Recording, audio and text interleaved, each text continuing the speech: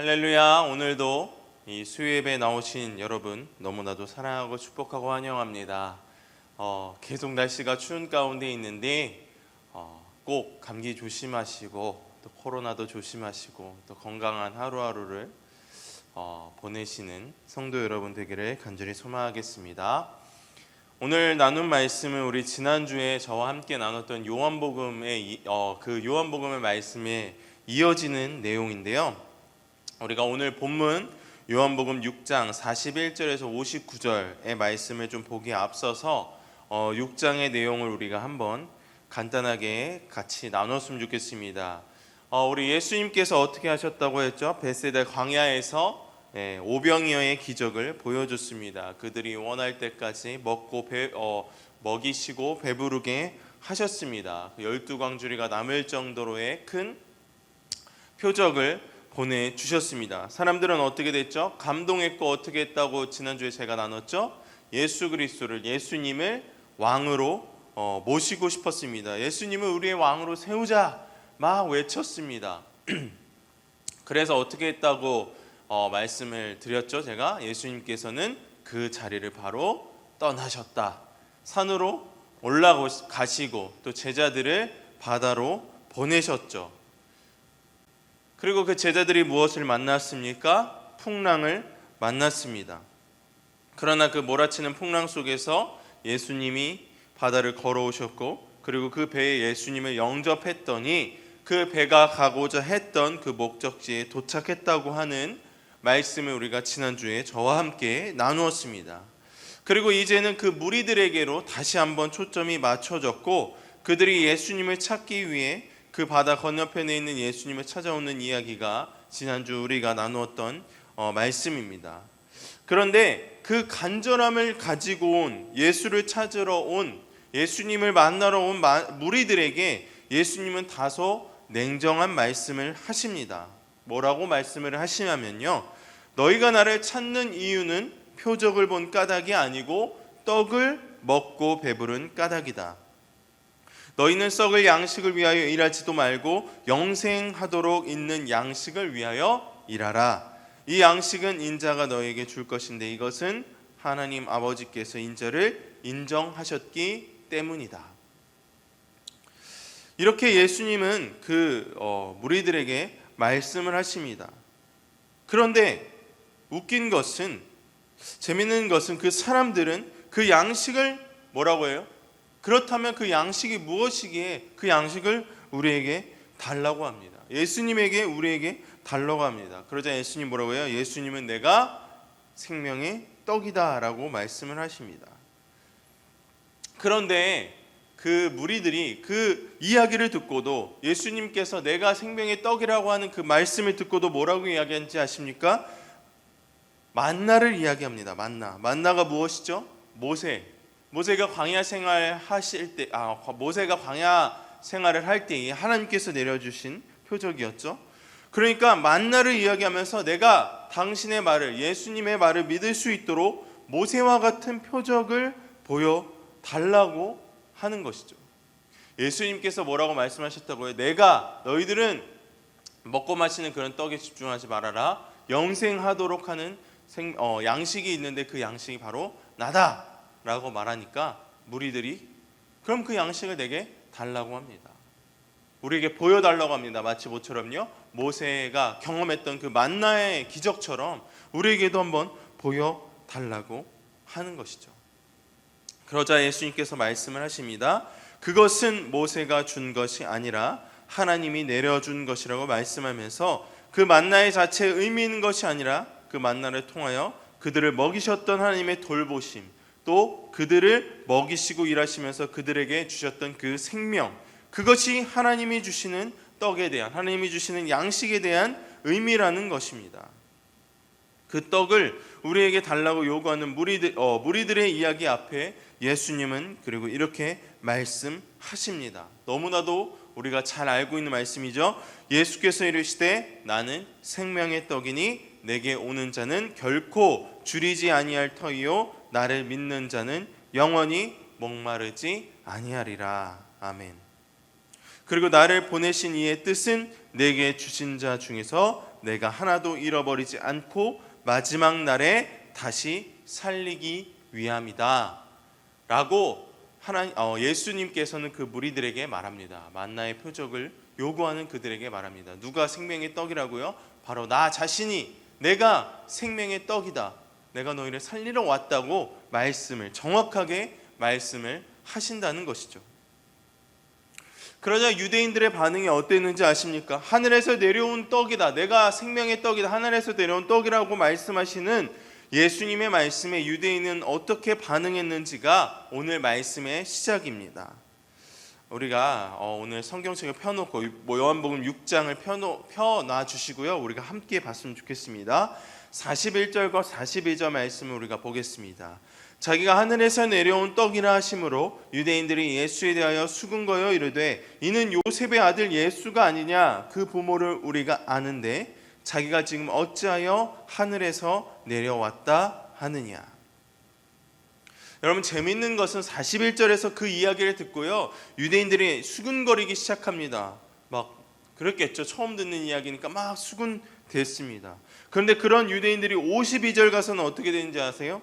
유대인들이 서로 다투어 이르되, 그들이 예수님의 이야기를 듣고 나타나는 반응들이 점점 더 심각해지는 것을 볼 수 있습니다. 수군대다가 다투는 것까지 이르는 것이 바로 오늘 그 이야기를 들은, 예수님의 이야기를 들은 유대인들의 반응이었습니다. 유대인들이 그렇게 수군거리기 시작하는 이유는 42절에 이야기하고 있는 대로 그 이야기를 하고 있는 그 예수의 부모를 누가 알고 있다? 우리가 알고 있다는 거예요. 유대인들이 알고 있다는 것입니다. 예수 그리스도가 뭐라고 말했다고요? 내가 하늘에서 내려온 떡이 생명의 떡이다. 하나님께서 보내신 생명의 떡이라고 말씀하셨다는 거예요. 근데 유대인들은 뭐라고요? 유대인들이 그 이야기를 듣고 아니 내가 예수님의 부모를 알고 있는데 라고 말하고 있는 거죠. 여러분, 유대인은 어떠한 사람들이었습니까? 유대인들은 구원할 메시아를 너무나도 기다리고 있던 사람들이에요. 자신들을 구원할 그 메시아를 기다리고 있는 사람들이 바로 유대인이었습니다. 구약의 많은 부분에서 오실 메시아에 대한 예언의 말씀이 그들의 그 기다림 속에 늘상 있었기 때문입니다. 미가서 5장 2절과 같이 베들레헴 에브라다야 너는 유대 족속 중에 작을지라도 이스라엘을 다스리는 자가 내게서 내게로 나올 것이라. 그의 근본은 상고의 영원에 있느니라. 이런 구약의 말씀을 수도 없이 읽어온 사람들이 유대인들이었다고 한다면 그들은 구약에서 가리키고 있는 메시아가 언제가 될지는 모르겠지만 그 메시아를 기다리는 마음이 그들 가운데 늘상 있었다는 것입니다. 그런데 오늘 그 유대인들이 들은 말이 뭐예요? 쉽게 말해서 예수님께서 말하고 계시는 말씀이 결국 뭡니까? 그들을 구원할 사람, 메시아가 바로 누구라는 거예요? 바로 예수님이라는 거예요. 그러니까 그들에게는 얼마나 어떻게 보면 되게 충격적인 말씀이죠. 그리고 얼마나 기다렸던 말씀이었겠습니까? 그런데 그렇게 기다렸던 그들이 말하고 있는 게 뭐예요? 아닌데 내가 예수님의 부모를 알고 있다는 거예요. 하늘에서 내려온 생명의 떡이라고 한다면 진짜 하늘에서 내려오던가 구름 타고 이렇게 내려오던가 아니면 어떠한 모습이 보여야 하는 것인데 유대인들은 그렇게 생각할 수 없었다는 거죠. 예수님이 메시아라고 믿지 못한다는 겁니다. 이건 그들이 지금 믿음이 없으니까 그 사실을 가지고 예수님께서 말하는 그 사실을 가지고 트집을 잡고 있는 거예요. 왜요? 그들의 마음속에는 믿고 싶지 않았다는 거예요.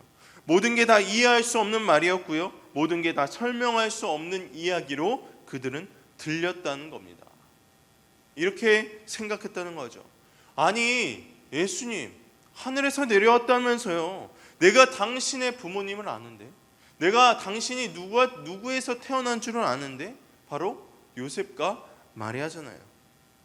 그런데 무슨 하늘에서 내려오고 하늘에서 내려온 생명의 떡이라는 겁니까? 라고 말하고 있는 겁니다. 여러분, 믿지 못하는 사람에게 이해시키려고 아무리 내가 설명하고 아무리 잘 설득시킨다고 해도 잘 안 되는 경험은 여러분들 한 번쯤 해보셨을 겁니다. 이미 그렇게 믿고 있는 사람들은요, 모든 사실, 그게 사실이더라도 이해가 되지 않으려고 하고 믿으려고 하지 않는다는 겁니다. 정말 만약에 이 사람들의 마음속에 믿음이 조금이라도 있었다면, 예수 그리스도를 하나님의 아들, 오실 메시아로 믿으려고 하는 마음이 조금이라도 있었다면, 그들 안에 조금이 있었다면 아마 이러한 질문을 하지 않았을 것 같아요. 그런 대답은 안 했을 것 같아요. 그렇죠? 내가 당신의 부모를 알고 있다. 그리고 혹여나 그렇다 하더라도 그들의 마음속에 조금이나마 믿으려는 믿음이 있었다면, 그래, 그분은 하나님의 아들이니까 하늘에서 이 땅으로 내려왔던 사실을 믿으려고 노력했을 것입니다. 그런데 믿어지지 않는 유대인들은 수군거리며 이 사실을 가지고 그냥 트집만 잡고 있고 믿지 않고 있다는 것이죠. 여러분들, 우리가 믿고 있는 그 믿음은요, 이해되니까 믿는 것이 아닙니다. 정확하게 무엇이 설명되니까 믿는 것이 아닙니다. 우리가 믿는 믿음의 본질은요, 내가 믿기 때문에 이해할 수 있고 믿기 때문에 모든 것이 설명 가능하게 된 것이라는 사실을 오늘 이 시간 우리의 마음속에 깊이 새기기를 간절히 소망하겠습니다. 이렇게 계속해서 수군거리고 있는 유대인들을 향해 예수님께서는 말씀하시고 있습니다. 오늘 보는 그 43절부터 51절까지의 말씀이 수군거리는 유대인들을 향한 예수님의 대답입니다. 우리가 이것을 나눌 텐데, 우리가 첫 번째로 우리가 44절을 한번 봤으면 좋겠습니다. 44절입니다. 함께 읽어볼까요? 시작. 나를 보내신 아버지께서 이끌지 아니하시면 아무도 내게 올 수 없으니 오는 그를 내가 마지막 날에 다시 살리리라. 다시 말해, 이게 무슨 말이냐면, 믿음은 그냥 내가 갖고 있는다고 해서 생기는 것이 아니라는 겁니다. 예수님께서는 그 유대인들에게 오늘 그 믿음에 대해서 이야기를 하시는데, 첫 번째로 44절을 보면 뭐라고요? 하나님께서 그 사람을 이끌고 예수님 앞으로 나오는 것이라고 말씀하십니다. 하나님께서 이끌고 간다는 거예요. 하나님께서 그 사람을 이끌고 가는 것이라는 겁니다. 그럼 도대체 그 이끌고 가는 것은 무엇인지 우리가 45절을 보겠습니다. 45절입니다. 시작. 선지자의 글에 그들이 다 하나님의 가르치심을 받으리라 기록되었은즉 아버지께 듣고 배운 사람마다 내게로 오느니라. 아멘. 아버지께 듣고 배운 사람, 즉 그 사람이 하나님의 말씀을 듣고 배운 사람이라면, 하나님은 그 말씀을 통해, 그 듣고 배운 말씀을 통해 그 인생을 이끌고 예수님 앞으로 나오게 하신다는 말씀입니다. 이어서 47절 보겠습니다. 47절입니다. 진실로 진실로 너에게 이르노니 믿는 자는 영생을 가졌으니. 하나님의 말씀을 듣고 배운 사람, 그래서 그 말씀에 이끌려서 예수님 앞으로 나온 사람, 그 사람이 곧 믿는 자고, 그 믿는 자는 뭘 가진다고요? 영생을 갖는다는 사실입니다. 그리고 내가 곧 그 영생을 주는 생명의 떡이라는 것입니다. 여러분, 결국 시작은 뭐예요? 하나님께 듣고 배우는 것이 중요합니다. 아버지께 듣고 배운 사람마다 예수님 앞으로 나올 수 있기 때문입니다. 여기에 계신, 오늘 이 말씀을 듣고 있는, 이 영상으로 함께 하고 계시는 우리 모두가 하나님 아버지께 듣고 배워, 그 듣고 배운 것을 통하여 오늘도 우리의 삶을 예수 그리스도의 앞으로 이끌고 가시는 성령의 역사하심이 오늘도 우리의 삶을 붙들고 있음을 믿으시길 소망합니다. 그래서 48절에 다시 한번 말씀하신 48절 볼까요? 내가 곧 생명의 떡이니라. 아멘. 여러분들, 생명의 떡이라고 하는 예수님의 표현이 정말 놀랍다는 생각을 저는 하게 되었습니다. 여러분은 생명의 떡. 여러분은 떡의 역할이 뭘까요? 떡의 역할을 물어보는 게 참 웃기기도 하지만 떡이 주는 것이 무엇입니까? 떡의 역할이 무엇입니까? 역할이라고 합시다. 떡에게 역할이 무엇일까요? 떡의 역할. 그게 참 웃기기도 하지만 떡을 먹을 때에 우리가 그 떡을 내 입속에 넣어서 먹을 때에 분명히 그 떡의 가치는 생깁니다. 맞죠?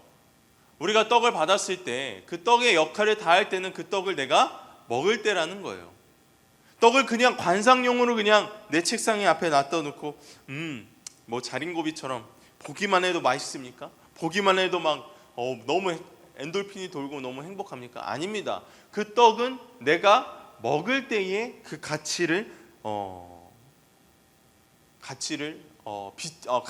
생기는 거죠. 떡은 먹으라고 있는 것이 떡입니다. 그 떡을 먹었을 때 어떻게 돼요? 그 떡을 이루고 있는 에너지를 우리의 몸으로 흡수하게 되고요. 그 에너지를 가지고 내가 삶의 힘으로 살게 되는 것이죠. 내 몸에 힘이 생기겠죠. 그것이 떡이라는 겁니다. 제가 굉장히 떡에 대해서 이렇게 많이 이야기했는데 그 이유는 여러분 우리의 신앙도 마찬가지라는 겁니다. 예수님께서 이 떡의 비유를 하신 것은 우리의 신앙도 마찬가지라는 겁니다. 신앙도 감상하는 것이 아닙니다. 내 앞에 두고 그냥 감상하는 것이 아닙니다. 그냥 바라보는 것이 신앙이 아닙니다. 그냥 구경하는 것이 신앙이 아니라는 것입니다. 신앙은 바로 먹는 것입니다. 신앙은 마시는 것입니다. 제가 오늘 제목을 왜 먹고 마시는 것이라고 하시는지 아시겠나요? 신앙은요, 먹고 마시는 겁니다. 먹고 마신다는 것이 무엇입니까? 그럼 신앙은 내 삶으로 받아들이고 내 삶 속에서 적용이 돼야 된다는 겁니다. 내 삶에 작용을 해야 된다는 것입니다. 떡을 내가 내 몸으로 받아들이듯이 예수 그리스도를 내 믿음과 신앙을 내 삶 속에 받아들이고 우리의 신앙, 그것이 우리의 신앙이라는 겁니다. 그렇다고 한다면 먹는 것과 믿는 것은 어떻게 보면 굉장히 밀접하게 연결되어 있는 것이 아닌가 우리는 생각해 보게 됩니다.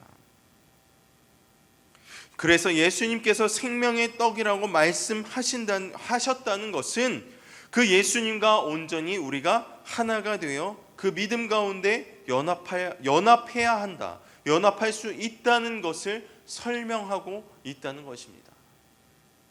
오늘 그 유대인들에게 오늘 그 영상을 우리가 함께 보고 있는 우리들에게 말하고 있는 것입니다. 우리의 믿음과 신앙은 바라보고 그냥 기다리고 그런 것이 아니다. 나와 함께 먹고 마시는 것이다. 여러분 떡도 떡 나름대로 효능이 다 다릅니다. 맞죠? 콩떡은 어떻습니까? 콩이 들어가면 콩이 우리에게 주는 영양을 우리가 받게 되고요. 팥떡은 뭡니까? 팥이 주는 영향을 받게 됩니다. 또 눈에 좋은 여러 가지 성분이 만약 들어간 떡이라면 우리가 눈에 좋게 되어지는 그런 효능을 우리가 얻게 됩니다. 그렇다면 오늘 예수님께서 말씀하신 생명의 떡이라면 콩떡도 아니고요, 팥떡도 아니고 쑥떡도 아닙니다. 생명의 떡이라면 그 떡의 효능은 뭘까요? 먹는 사람에게 무엇이 생긴다는 거예요? 생명을 주는 것. 그 떡을 먹게 되었을 때 그 떡이 내 안에 들어오면 생명이라고 하는 능력을 나타낸다는 겁니다. 아멘이신가요?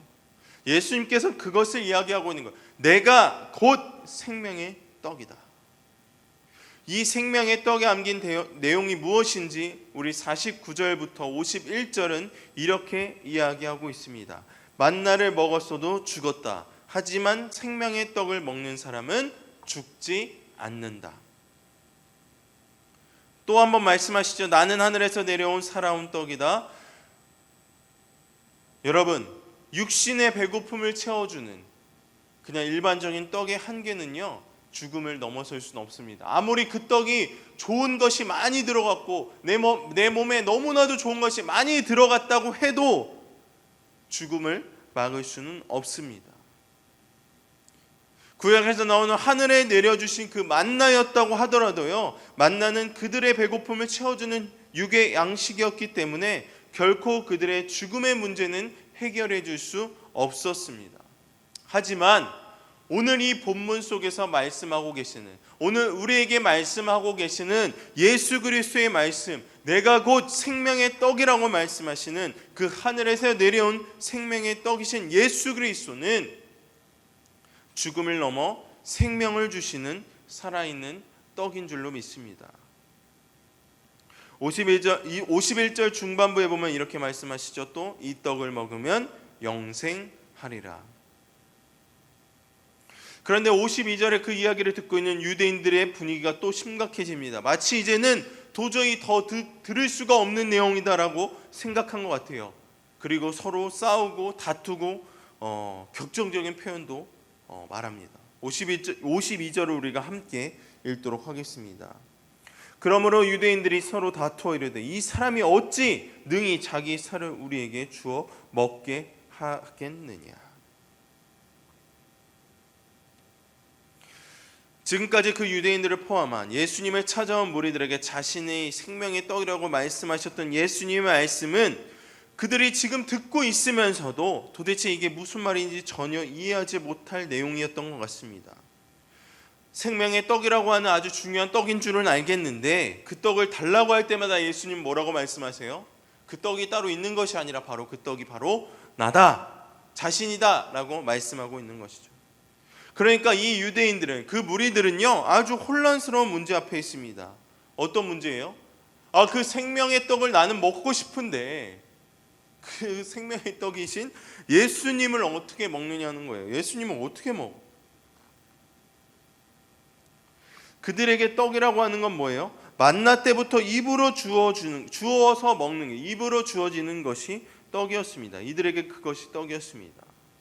그런데 하늘에서 내려온 생명의 떡이 예수님 자신이라고 말씀하셨을 때에 이들이 그동안 살아오며 먹다라는 단어를 사용할 때에 가지고 있었던 그 개념과 의미가 다 무너지는 것이었죠. 그들이 그냥 일반적인, 그들이 늘상 생각해왔던 것이라고 그냥 일반적인 논리를 적용해보면 어떻게 해야 돼요? 예수님을 먹어야 되는 거예요. 진짜 예수님을 먹어야 된다는 거죠. 그러나 사람은 먹는 대상이 아니었기 때문에 사람은 어떻게 떡처럼 먹습니까? 그러한 혼란이 그들에게 있었기 때문에 유대인들은 서로 다투기 시작합니다. 여러분, 근데 우리가 51절을 주목해야 합니다. 51절을 보면 예수님께서 조금 다르게 말씀하시는 것이 있습니다. 바로 내가 줄 떡은 곧 세상의 생명을 위한 내 살이다.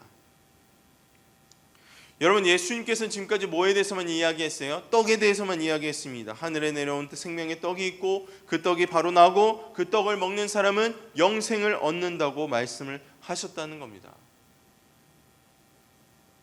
지금까지 줄곧 이 떡에 관련된 이야기만 하고 계셨던 예수님께서 처음으로 다른 표현을 하셨어요. 뭐라고 표현하셨어요? 살이라는 거예요. 내가 줄 떡은 곧 세상을 위한, 세상의 생명을 위한 내 살이다. 떡이 뭘로 바뀌었습니까? 이제 살로 바뀌었습니다.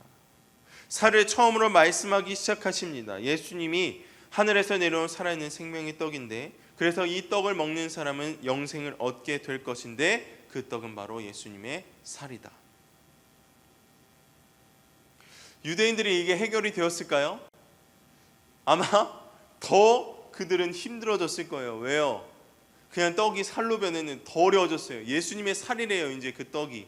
그럼 어떻게 이 예수님의 살을 떼서 그들은 먹어야 되는데.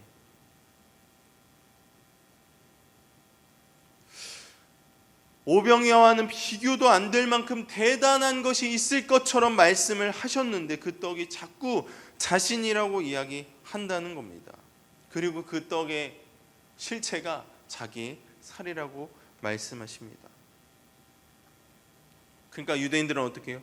어떻게 그 살을 우리에게 주고 그 우리에게 어떻게 먹는다고, 먹을 수 있게 하신다는 겁니까? 라고 서로 싸우고 이야기하고 있는 거죠.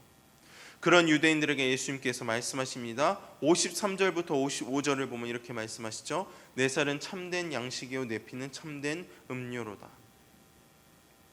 여러분들, 유대인들의 특징은 뭐였어요? 여러분들이 잘 알고 있다시피 성경을 통해 공부하고 연구하고 해석하기를 좋아하는 사람들이 바로 유대인들이었습니다. 학문적으로 말하기를 좋아했고요. 유식하게 보여지는 것을 자랑하는 것이 그들이었습니다. 그래서 앞서 요한복음 5장 39절에 보면 예수님이 유대인들에게 책망하실 때 이렇게 말씀하십니다. 너희가 성경에서 영생을 얻는 줄 생각하고 성경을 연구하거니와 이 성경이 곧 내게 대하여 증언하는 것이다. 오늘 우리가 읽은 본문 마지막에서 예수님이 그 유대인들에게 대답하시는 건 예수님은 해석하는 대상이 아니고 예수님은 감상하는 대상도 아니고 예수님은 그냥 바라보는 대상도 아니라는 것입니다.